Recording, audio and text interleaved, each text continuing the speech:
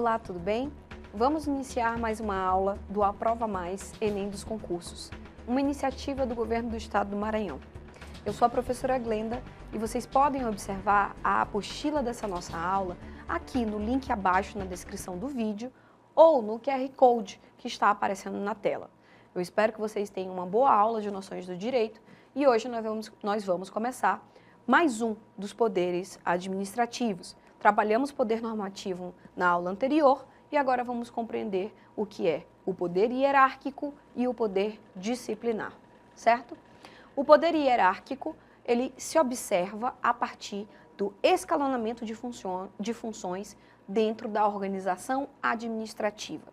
A organização administrativa, ela vai sim se unir através de uma ideia de hierarquia.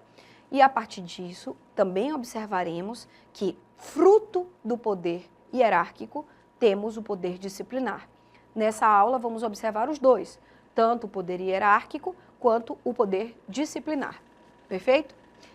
Prerrogativa, portanto, de organização. Como eu havia falado, para que a administração pública possa ser mais eficiente, para que a administração pública possa utilizar os recursos públicos da melhor maneira, é necessário que haja uma organização.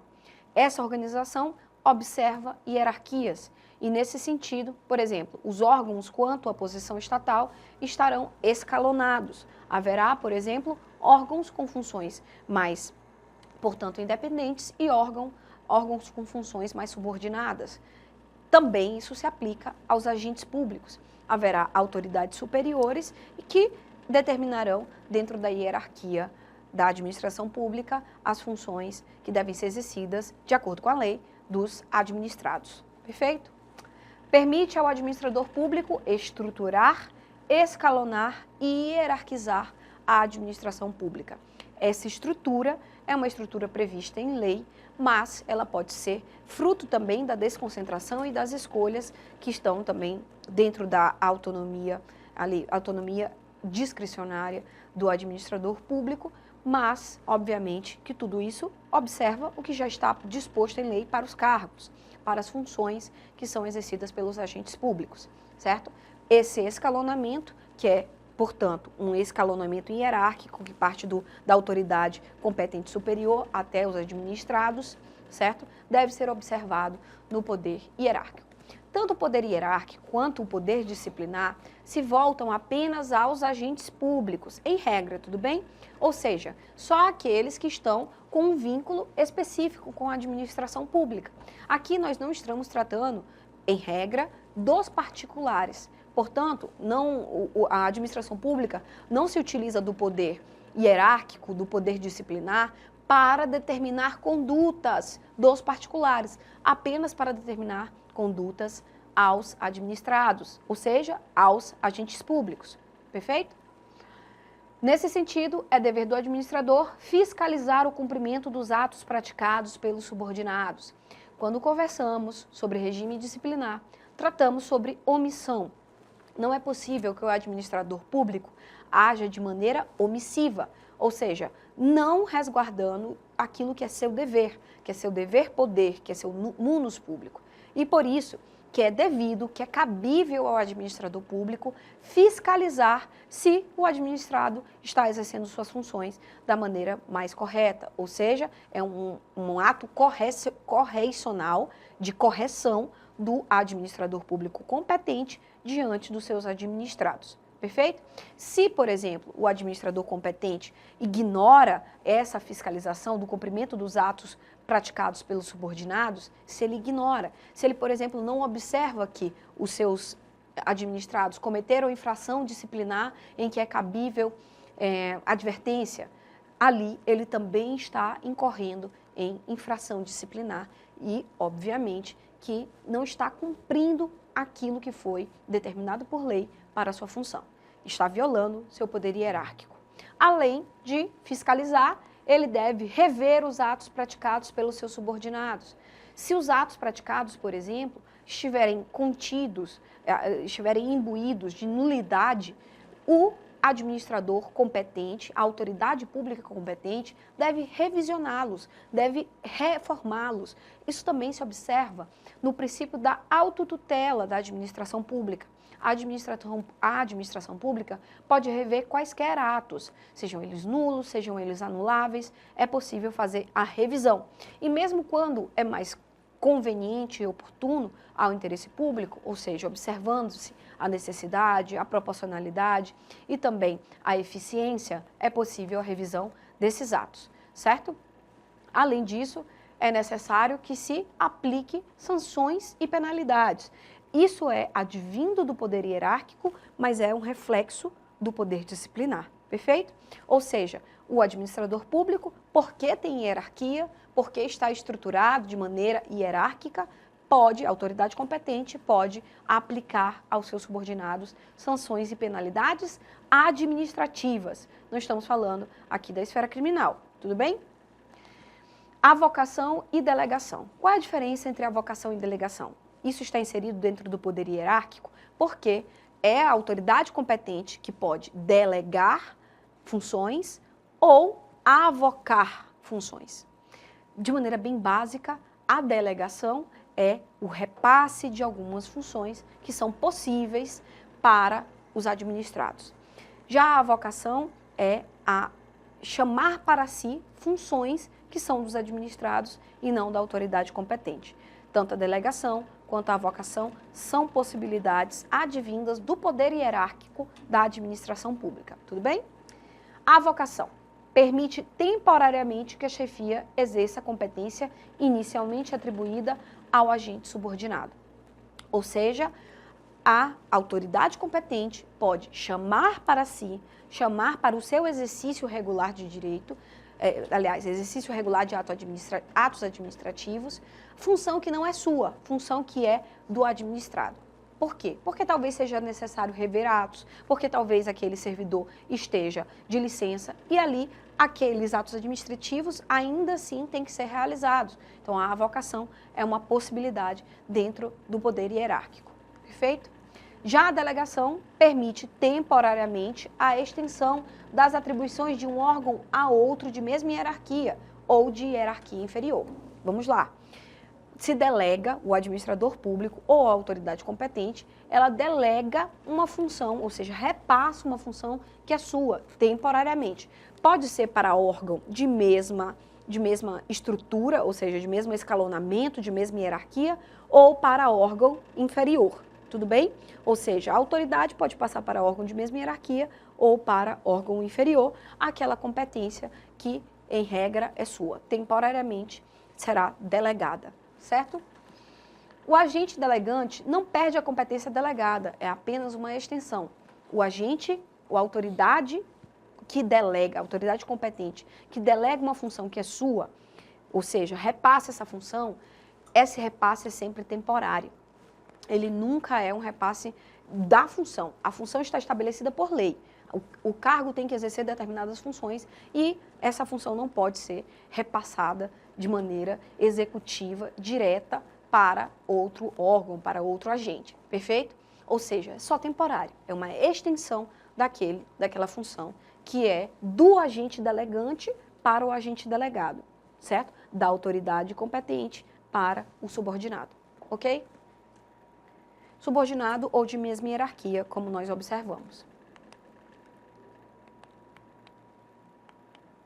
Bom, as prerrogativas do poder hierárquico são, em primeiro lugar, o poder para ordenar. Essa ordenação, no entanto, temos que ter muito cuidado. Não é possível exceder o poder. Não é possível que, por exemplo, uma autoridade competente determine ao seu subordinado aquilo que está além das suas funções, certo? A não ser, obviamente, ali em casos de urgência. Mas, em regra, não é possível exceder as funções que já estão previstas por lei. É meramente um ato de organização, de administração. Portanto, esse poder para ordenar é um poder de determinar qual será a função exercida naquele momento, naquele período, portanto, ali organizando de maneira mais eficiente, razoável e necessária para o interesse público os agentes, os subordinados daquela autoridade competente. Perfeito?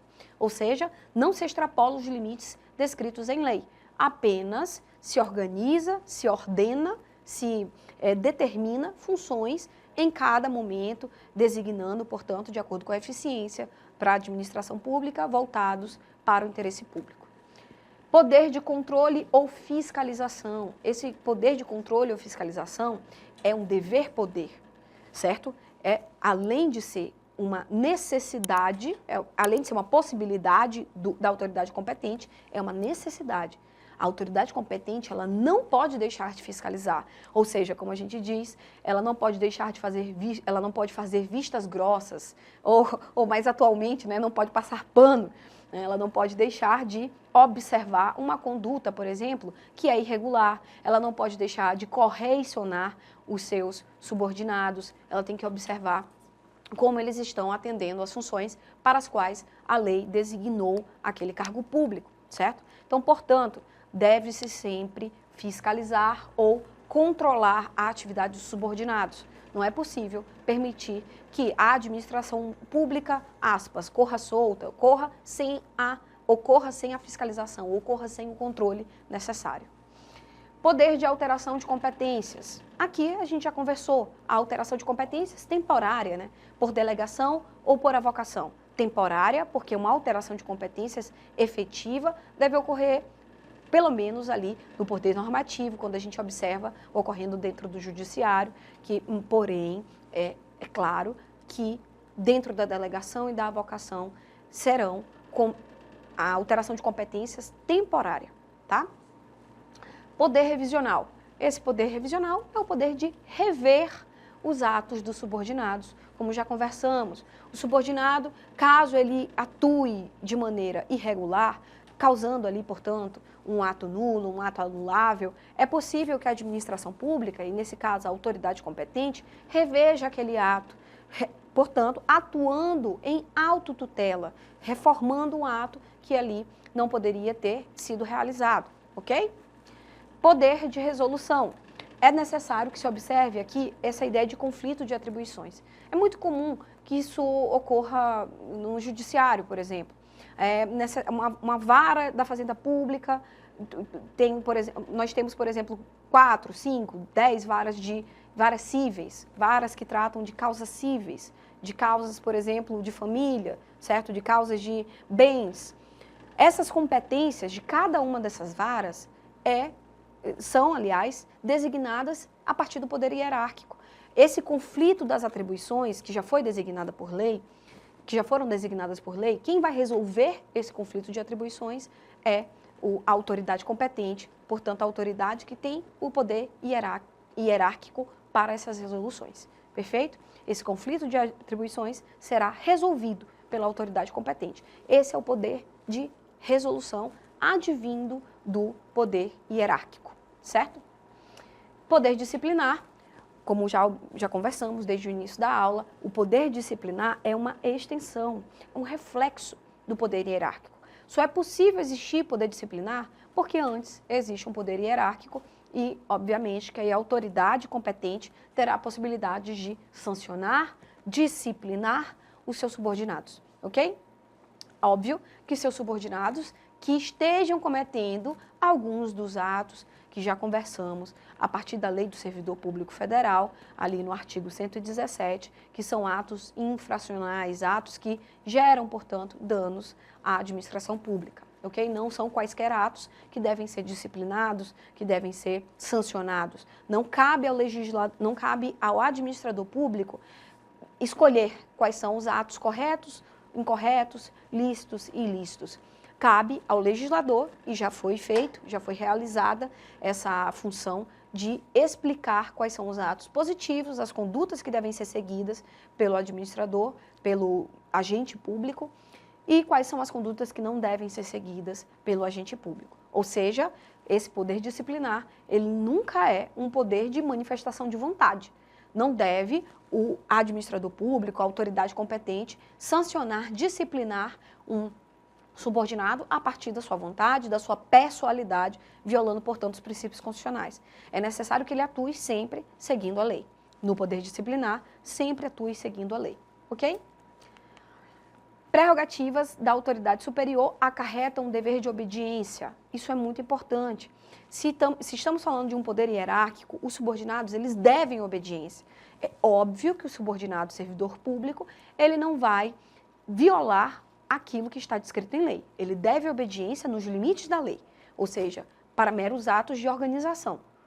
Ou seja, o momento em que deve ser realizado tal ato, o período, a ordem em que deve ser realizado os atos administrativos, mas nunca violando as funções descritas por lei e muito menos violando as legislações do nosso país, certo?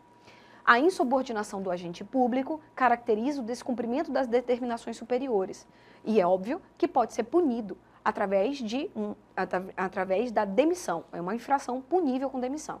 Ou seja, o que é ser insubordinado?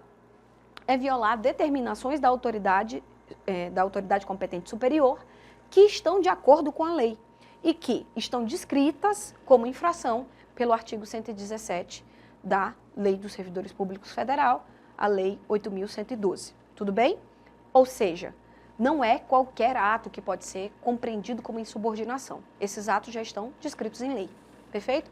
O dever de obediência, no entanto, ele deve ser observado por conta do poder hierárquico, ok? Vamos ao poder disciplinar. Prerrogativas da administração pública para investigar e sancionar os agentes públicos que agem com as infrações disciplinares que nós já conversamos. Bom, nós estudamos em outra aula o regime disciplinar. É o poder disciplinar, que é reflexo do poder hierárquico, que efetivamente age enquanto regime disciplinar. Ou seja, o regime disciplinar é aplicado através do poder disciplinar. Lembre-se, quando a gente fala de regime disciplinar, quando nós dizemos que o poder disciplinar aplica o regime disciplinar, é importante que nós saibamos que isso se volta aos agentes públicos. Não estamos tratando aqui dos particulares.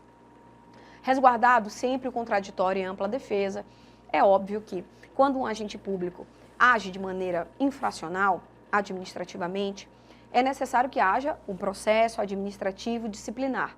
Dentro deste processo administrativo disciplinar, após, por exemplo, a instauração desse PAD, o servidor público será notificado. Com esta notificação, ele terá momento para contraditório e ampla defesa, que são prerrogativas do devido processo legal, aplicáveis a todos os tipos de processo no Brasil, certo? Exercido por meio do processo administrativo disciplinar, como eu havia dito, consiste em um sistema punitivo interno, ou seja, não é um sistema punitivo para o particular, para as pessoas que não fazem parte da administração pública. É necessário que haja um vínculo especial entre a autoridade competente e os seus subordinados, tá? Ou seja, ali, esse vínculo especial que a gente vai observar daqui a pouco, é um vínculo que pode ser para o servidor público efetivo ou mesmo quando se trata de concessionárias e permissionárias. Única exceção em que o particular estará incluído nesse vínculo especial, perfeito? Não se pode confundir com o sistema punitivo exercido pelo judiciário, certo? Estamos tratando aqui, isso aqui se trata do sistema de unicidade de jurisdição, que já trabalhamos também em outras aulas. É o Poder Judiciário que tem essa punição voltada aos particulares, portanto, também aos administrados quando eles estão ali violando normas para além das normas administrativas, certo? Mas o que temos que nos fixar é a compreensão de que não estamos falando aqui de poder judiciário, mas sim de poder disciplinar dentro da administração pública. As pessoas atingidas por esse poder possuem vínculo com a administração pública, certo? É aplicado aos particulares que celebram um contrato com o poder público, que possuem, portanto, esse vínculo especial com o poder público. Quem são esses particulares? Os licitantes, os que vencem as licitações, as concessões, as permissões, certo? Ou seja, são as permissionárias, as concessionárias, os vencedores de licitação. Esses sim têm um vínculo especial com a administração pública. Estes também podem sofrer sanções através do poder disciplinar, mas não porque são particulares, e sim porque têm um vínculo especial com a administração pública, certo? Fiquem atentos a essa pequena exceção, que não se trata efetivamente de uma exceção, porque o vínculo especial existe. Não é qualquer particular, mas sim aquelas permissionárias, concessionárias e, portanto, os licitantes vencedores de licitação. A função é aprimorar a prestação de serviço público, ou seja, o poder disciplinar existe para atingir a eficiência. O poder disciplinar existe para atingir os princípios constitucionais da administração pública. O que se quer é uma boa utilização dos recursos públicos, buscando, assim, uma atuação a mais eficiente possível, visando a supremacia do interesse público e a indisponibilidade do interesse público e afastando a má utilização de recursos públicos, ok? Pune-se também a atuação em desconformidade com a lei. Já conversamos sobre isso no uso e abuso de poder. Vocês podem se recordar, voltando às nossas aulas, que a atuação em desconformidade com a lei pode ser ali um excesso de poder, um desvio de poder, ou desvio de finalidade, e mesmo uma omissão. O poder disciplinar atua também nessas causas. A doutrina aponta que o poder disciplinar decorre do poder hierárquico. Por isso estudamos antes o poder hierárquico e o poder disciplinar é um reflexo dele. Certo? A hierarquia é uma espécie de vinculação especial. Sem esse vínculo, não é possível o exercício desse poder, ou seja, não se aplica ao particular o poder disciplinar. Certo? O poder, em regra, o particular não é atingido pelo poder disciplinar, as exceções já vimos. Por exemplo, ao sofrer penalidade de multa, não se trata do regular exercício do poder disciplinar. Quando sofremos multa, que é a multa, obviamente, é um ato administrativo, não se trata do poder disciplinar, se trata do poder de polícia, que estudaremos em seguida, tudo bem? Ou seja, quando se volta para o particular, a administração pública não está agindo segundo o poder hierárquico, não está agindo segundo o poder disciplinar, e sim ao poder de polícia. Não existe vínculo especial entre particular e administração, como eu já havia dito, trata-se de poder de polícia. O poder disciplinar também recai sobre o servidor aposentado. Conversamos em regime disciplinar. A cassação de aposentadoria, a cassação de disponibilidade é uma das possibilidades de sanção administrativa, certo? Temos 5 tipos de sanção administrativa, uma delas é a cassação. Vamos às questões. José da Silva é o chefe de departamento de pessoal de uma secretaria de Estado. Recentemente, José da Silva tomou, portanto, temporariamente, uma função. A análise de determinada matéria constante de processo administrativo, ou seja, atuando em revisão. Inicialmente distribuído a João de Souza, seu subordinado, ao perceber que a questão era por demais complexa e não vinha sendo tratada como prioridade por aquele servidor, certo? Ao agir assim, José da Silva fez uso, letra A, do poder hierárquico, letra B, do poder disciplinar, letra C, do poder discricionário, letra D, da teoria dos motivos determinantes. Sabemos que se trata, nesse caso, de um poder hierárquico. Ele avocou uma função que era de João de Souza, certo? Temporariamente, porque entendeu que aquilo era uma questão excepcional. Tudo bem? Eu espero que vocês tenham, a letra A é a letra correta, eu espero que vocês tenham tido bons estudos e que possam aprofundá-los na nossa apostila. Até mais!